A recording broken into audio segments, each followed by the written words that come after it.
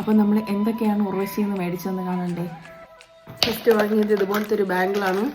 ഇത് ഞാൻ സ്പീഡ് കാണിക്കണേ. ഫേസസ് കാനഡയുടെ ഒരു കാജൽ, ടെമ്പിൾ കളക്ഷൻ്റെ ഒരു മാല, ശരിക്കും ഗോൾഡ് പോലെ തന്നെ ഉണ്ട് കണ്ടോ, ഇടാൻ വേണ്ടിയിട്ടുള്ള ഒരു ത്രെഡ്, പിന്നെ ഇതുപോലത്തെ 2 കമ്മൽ, ഇങ്ങനെ ഒരു നെക്ലസ്. എനിക്ക് ഈ നെക്ലസ് ഭയങ്കര ഇഷ്ടപ്പെട്ടു. അതിൻ്റെ കൂടെ വരുന്ന 2 ഇയറിങ്സ്,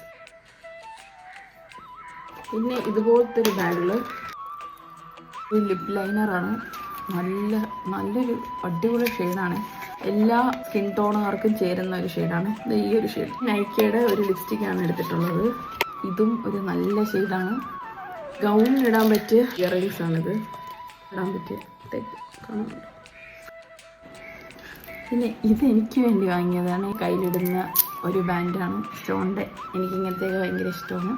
ഞാൻ ഗോവയിൽ പോയപ്പോഴാണ് ഇതുപോലത്തെ മേടിച്ചത്. പക്ഷേ ഇവിടെ വേറെ ഒരു ഷോപ്പിലും ഞാൻ കണ്ടിട്ടില്ല. അവിടെ പോയപ്പോൾ കണ്ടു, അങ്ങനെ ഒന്ന് മേടിച്ചു.